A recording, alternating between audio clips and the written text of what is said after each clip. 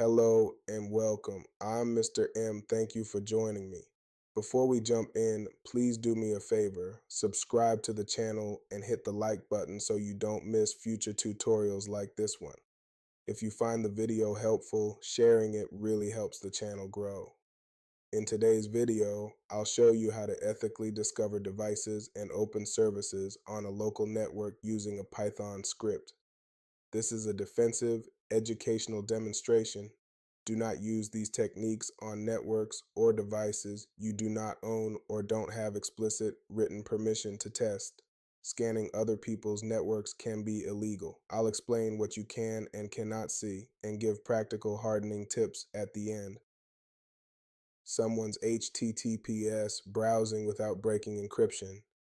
Practical follow-up steps to secure your network.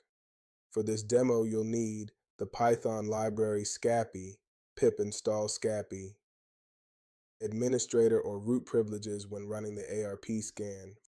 For each discovered device, we use a simple TCP connect scan against a set of common ports, HTTP 80, HTTPS 443, SSH 22, RDP 3389, and a few others. If a connection succeeds, the port is reported as open.